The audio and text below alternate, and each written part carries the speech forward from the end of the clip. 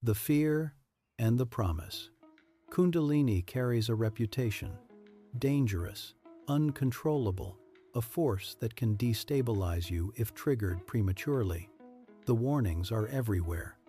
Online forums describe sudden awakenings, psychological breakdowns, energy surging up the spine with no way to stop it. The fear is real, and it keeps people from exploring practices that might otherwise serve them. But Kundalini is not dangerous. Misunderstanding it is. The problem is not the process itself. The problem is the model used to explain it. Most fear around Kundalini comes from the idea that it is a raw energy that suddenly explodes upward, beyond your control. That is not how the system was originally understood. Kundalini is not a bomb waiting to go off. It is a process that follows rules. Early on, I assumed intensity meant progress.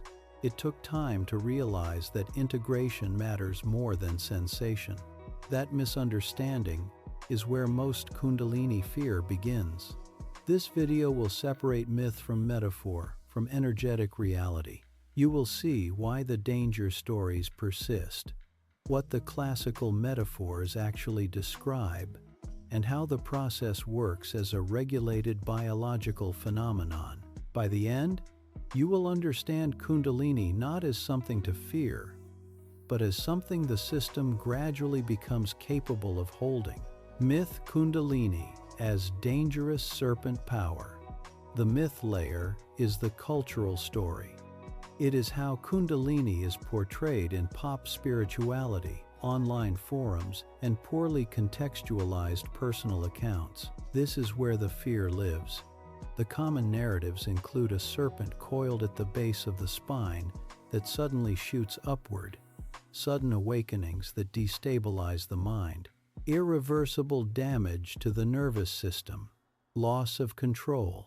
Once it starts, you cannot stop it. These stories proliferate because dramatic anecdotes travel faster than nuanced explanations. Someone posts about heat, trembling, emotional flooding, and the comment section fills with warnings. The warnings lack context, so the fear spreads. The danger stories are not false experiences, they are false explanations. People do experience distress. They do feel overwhelmed. But the distress is not caused by a mystical serpent awakening. It is caused by forcing techniques the system was not prepared to handle. The myth treats Kundalini as chaotic and random. The reality is that problems follow predictable patterns, and those patterns emerge when preparation is skipped. The belief that once Kundalini starts, you cannot stop it, is particularly damaging. It turns every unusual sensation into a crisis. A warm feeling along the spine becomes evidence of irreversible activation. Emotional intensity becomes proof that something uncontrollable has begun. This belief becomes self-fulfilling. The practitioner panics, which amplifies the sensation, which increases the panic. The fear is also reinforced by warnings from teachers who mean well but lack clarity. They say Kundalini is powerful. They say it requires respect. They say it can destabilize you. All of this is technically true, but without explanation, it sounds like a warning about a dangerous substance rather than a description of a developmental process. The myth is not that Kundalini exists. The myth is that it is uncontrollable, that it happens to you rather than through you, and that the process is inherently dangerous. When Kundalini is framed this way, it becomes frightening. When it is understood as a capacity that grows on readiness, it becomes workable. Metaphor Kundalini as map of integration. Metaphor is not imaginary. Metaphor is experiential knowledge, expressed symbolically. Before neuroscience provided vocabulary for nervous system processes, pre-scientific systems observed those processes with precision and described them using the language available. The symbolic language of Kundalini is one such system. The serpent coiled at the base of the spine is not a literal entity.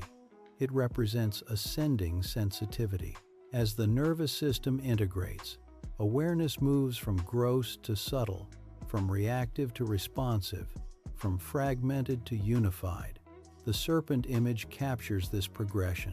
The spine serves as the central integration axis because it houses the spinal cord, which connects brain to body. Chakras are not mystical energy centers. They represent stages of functional reorganization, points where different systems coordinate and stabilize before the next level of integration becomes accessible. Classical yoga texts never described Kundalini as a sudden explosion.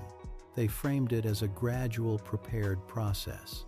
Early Hatha Yoga manuals outline extensive purification practices before any attempt to work with ascending energy. Non-dual Shaiva traditions emphasize recognition and stabilization over force. Tantric physiology frameworks map the body as a system of channels and centers, but those maps were always understood as descriptions of lived experience, not anatomical diagrams. The metaphor was necessary because there was no other language. Practitioners observed that certain practices led to heightened perception, emotional release, and shifts in how the body felt and functioned. They noted patterns. They saw that these shifts followed a progression. They described what they observed using the symbolic vocabulary of their culture. The serpent, the spine, the chakras, the rising energy. What they were describing was real. The language was metaphorical, but the process was not invented. When modern practitioners read those texts and take the metaphors literally, confusion follows. They expect a serpent. They expect energy to shoot upward. They expect something external to happen to them. The metaphor becomes distorted. The bandwidth visual is more accurate. Kundalini is not energy rising. It is resolution increasing.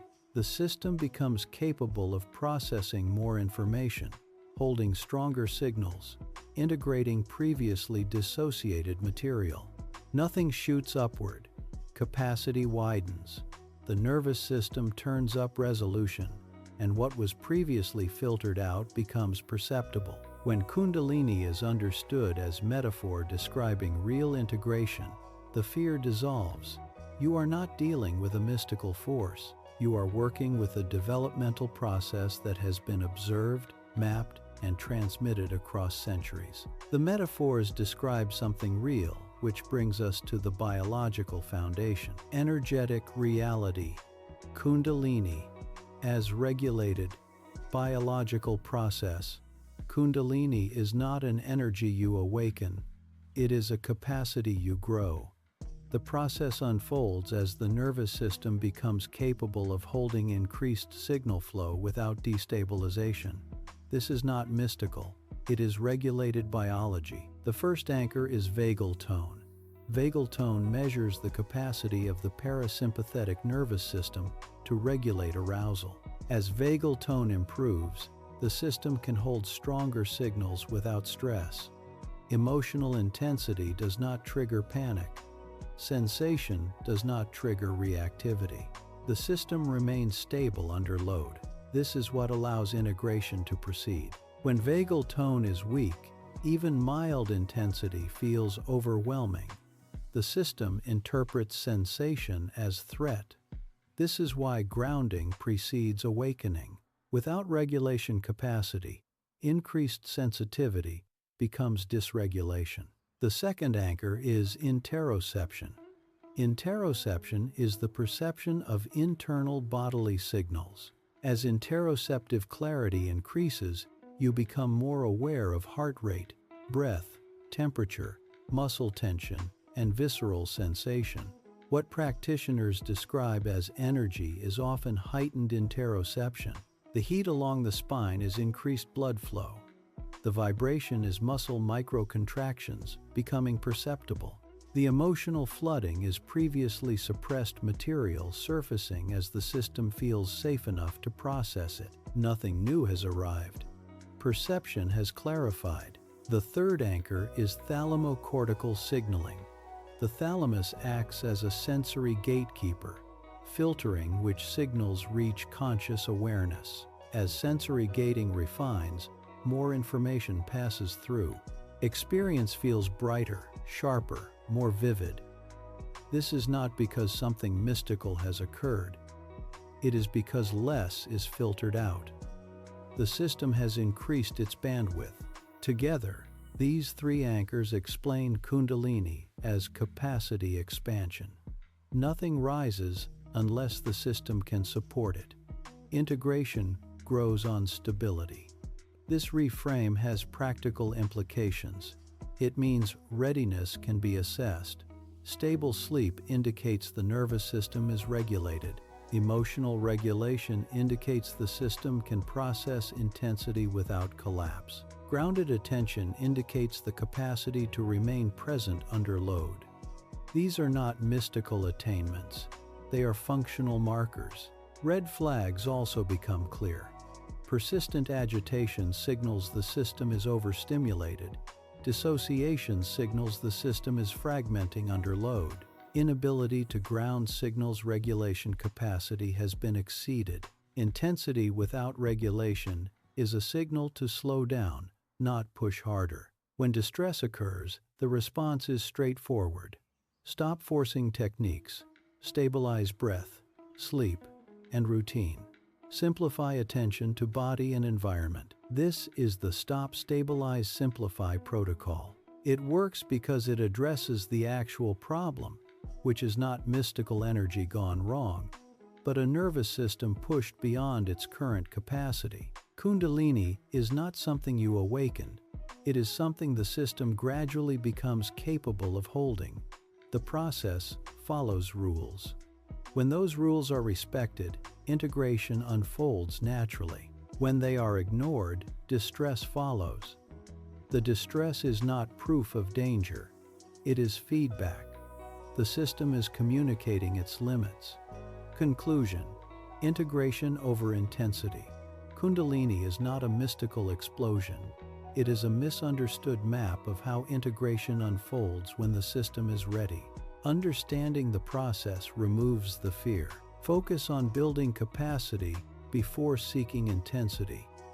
The system will expand when it can support expansion. If this approach to esoteric education serves you, subscribe for more grounded instruction. Until next time, keep breathing.